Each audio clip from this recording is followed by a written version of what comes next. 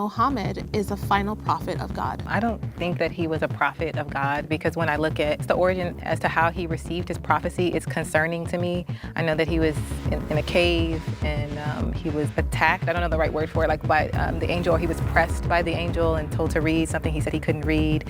And then he began to shake, and I think is it Khadijah, his wife at the time, told him what was going on, that he was a prophet. And then there's a point in which that he became like suicidal, to where he was trying to throw himself off of a mountain. That just doesn't accord with someone receiving a message from God. And when I think about someone being told to be thrown off of a cliff, if you will, I think about Matthew 4, Jesus Christ's temptation, and he's talking to Satan. And Satan is the one telling him to jump off of the cliff. It seems way more sinister to me. But do you remember Moses' encounter with God? Yes, I do. He was terrified, was he not?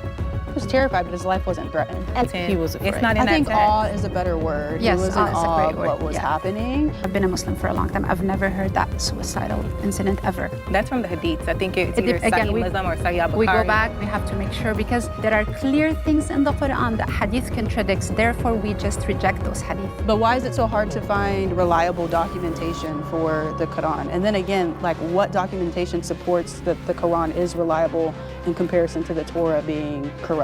Why are we assuming that all revelation to all prophets have to come the same way? They can be different. They don't have to come the same way, but they'll never contradict the character of God. It's true that it can be frightening. However, when we see accounts of prophets encountering angels in our text, in our scripture, they're always comforted. You're going to see, be not afraid. In the Quran, he does not say that he's the angel or the spirit that's coming to Muhammad. It does not say that in the Quran. People quote John 14:16 about the comforter, the helper. So some people believe that's it. I can tell you in the Quran, Jesus is talking to his disciples and he says, I've come to you with the message, and there will be a prophet after me named Ahmad. It's completely contrary to the biblical narrative, because even in Galatians 6, it says if someone comes teaching you a different gospel, even if an angel appears to you and says, hey, this is the truth, and it's not in alignment with what's been said, then reject it. People can get revelation, but it doesn't necessarily mean that that revelation is from God, from Yahweh. But in Isaiah 42, for example, that particular verse is interpreted by Christians to be predicting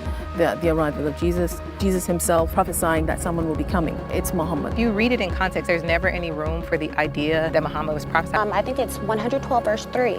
Allah does not beget, nor is he begotten, right? So Allah is not a father. Throughout our scripture, God is our Father. So when we're talking about this idea, this core message that we share, I see a Quran that's completely disjointed from the message of the previous prophets, all of them.